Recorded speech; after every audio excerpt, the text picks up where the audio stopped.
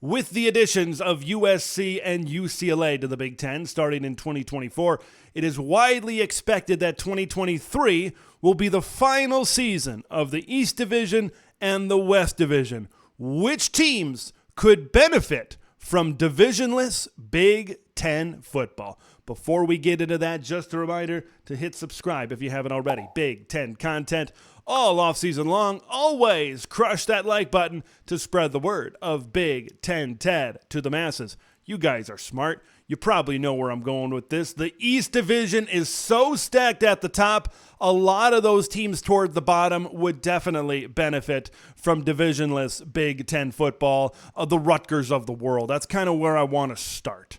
Because Rutgers is a program that has had a really tough time getting traction going into becoming a bowl team. That's where the Scarlet Knights want to get to. And when you got to play Michigan, you got to play Ohio State, you got to play Penn State every year, even throw in some Michigan State every year. A couple of years ago, how good they were. That is a tough and stacked division at the top. And when you're trying to rebuild a program, when you're trying to gain confidence, you're trying to make ground on the field, it's very tough as a program like Rutgers or like in Indiana to rebuild and gain a lot of confidence and gain a lot of wins on the field when you're playing the elite of the elite in college football. Like you sub out Ohio State for a team like Northwestern. Heck, you even sub out like a Michigan for a team maybe like a Purdue or a Nebraska. Maybe then these are games that a Rutgers or an Indiana can win and can possibly get back into the swing of things. I know Indiana, going back to beyond 2020, I think has had maybe a little bit more success than Rutgers, but when I take a look at a team like Rutgers, it is insanely difficult to rebuild your program and get to bowl eligibility when you almost got 3 losses right off the top and you haven't even played a game yet.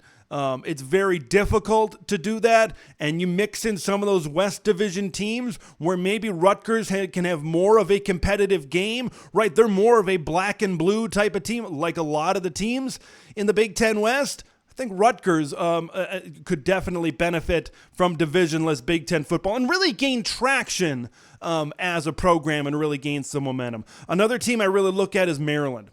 A lot of people have said, and I think I've been one of those people that said, well, if Maryland was in the West and they were playing against West Division teams, they'd probably be in the mix. They'd probably be in competition. Now, that seems correct. That seems like something that I can get behind, and I've gotten behind in the past. You take a look at the stats, you take a look at the history, it maybe doesn't line up quite right. Because Maryland, the last 2 seasons, when they've really won 7-8 games these past 2 years, they've gone 1-2 against the Big Ten West in each of those seasons, a combined 2-4 against the Big Ten West the last 2 years.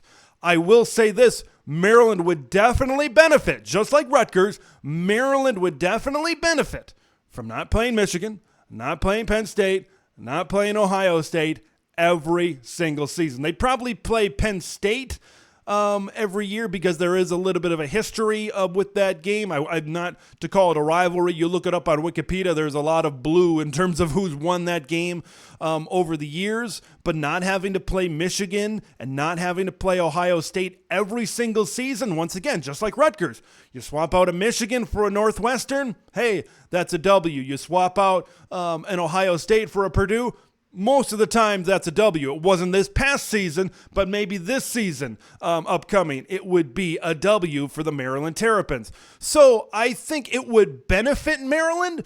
I just don't know if it would benefit them a ton, but I think you could see Maryland get an extra win, maybe get to 8 regular season wins, get the bowl win, get to 9, and really start to build some momentum and continue to improve because I think people are really underestimating what Mike Locksley has really done at Maryland.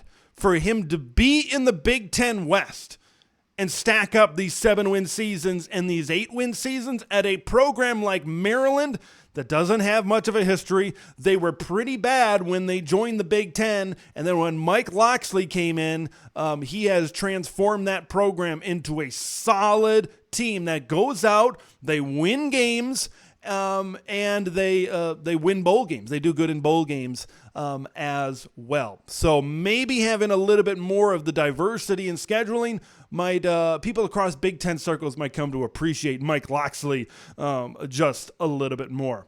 This one might be surprising for some people. Penn State. Must be Nittany Lion week on the channel, right? Talked about them earlier this week. And what I talked about them, I talked about their struggles against Ohio State and against Michigan. A combined 4-13 versus the Buckeyes and the Wolverines since James Franklin took over in 2014.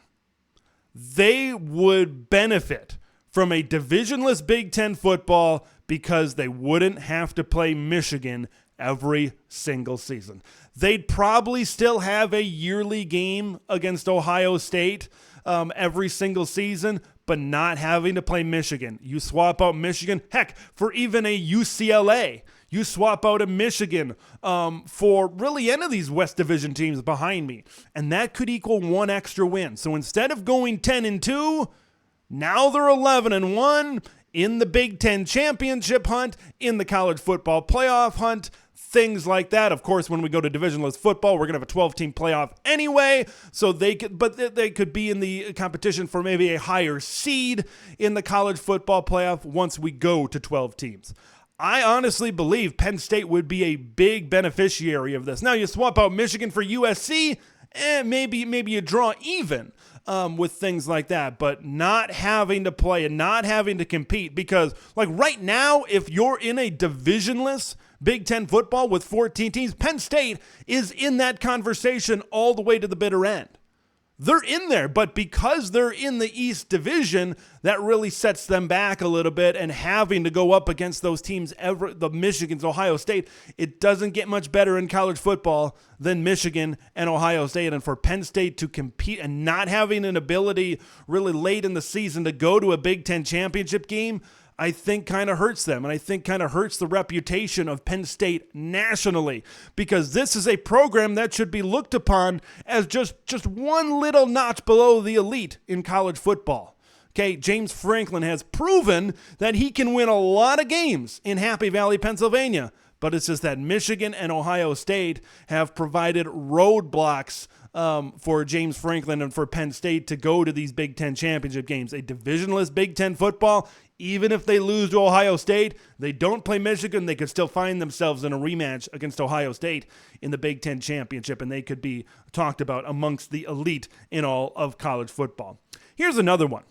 The top teams in the Big Ten West. Doesn't matter who it is on a yearly basis, right? There's a big cluster of them really going into this season. Your Illinois, your Iowa, your Wisconsin, your Minnesota. They're all kind of clustered there at the top, and we could see it kind of going any which way. Hell, look at what happened last season in the Big Ten West when everybody beat up on each other. So you might think, well, doesn't it benefit them going to the Big Ten championship every year? Yes, they may be the weaker division, but doesn't it benefit the Wisconsins and the Iowas and the Purdues to go to Indianapolis to get that exposure for the additional 13th game? I will say this. The Big Ten West has lost every game against the Big Ten East in the Big Ten Championship. And last season was a perfect example why maybe going to the Big Ten Championship as an 8-4 Purdue team doesn't necessarily benefit you. Because going into this game, even without Blake Corum, you know that Michigan's going to win. You know that Purdue is not one of the top teams in the Big Ten Conference, because the Big Ten and the Big Ten Championship game is supposed to be a showcase of the top teams in the conference and who's going to come out on top and who's going to have a spot in the college football playoff and all that stuff. And for these West Division teams to continually think that we're one of the best teams in the Big Ten, for that to continue to happen, I just don't think that it really benefits them. It doesn't benefit the West Division champion going to the Big Ten championship game and losing every single season to Michigan, losing to Ohio State, and that one time losing to Penn State. It continues to knock down the Big Ten West as the weaker division. Now, in a divisionless Big Ten format, you see your Wisconsins, you see your Iowas. They're going to more frequently play your Penn States, your Ohio States, your Michigan. They're going to more frequently have matchups against them. I believe it probably could even help recruiting as well, Because right now, you look at your top teams in the West, you look at your Wisconsins, your Iowas, your Minnesotas, your teams like that. You look at those top teams, and maybe it hurts a little bit in recruiting because they're playing in the weaker division. Maybe guys want to go out. They want to play Michigan. They want to play Penn State. They want to play with all those top teams in the Big Ten East. Having to play those teams more often, and especially playing out in California, probably pretty close to every year, I think it's going to help these Big Ten West teams. It's going to benefit them compete at a higher level, because right now they're all clustered together. They're all clustered together. They're not great teams. They're not elite teams like the teams in the Big Ten East. They're, the winner of that division a lot of times is the fourth best, maybe sometimes the fifth best team in the conference. Like, you look at Purdue this last season, and I know, record-wise it came out, they beat Illinois and stuff, but you look at the end of the season, I probably would have taken Illinois as a better football team than Purdue. And you look at credit to them, they won the games that they were supposed to win, but, this Big Ten championship, I don't think these West, I don't know, I mean, they benefit a little bit, but going to the Big Ten championship, getting those hopes up, thinking we can compete year after year after year, whereas year after year after year, they continually keep falling to the East Division teams.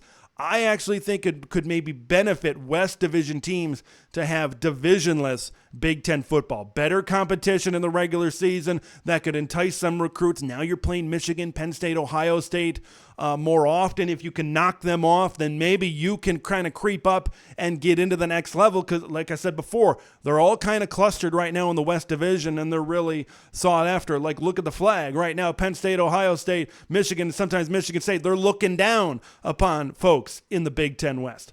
I want to hear what you guys think. Who would benefit from divisionless Big Ten football? Want to hear your thoughts in the comments below. Subscribe if you haven't already.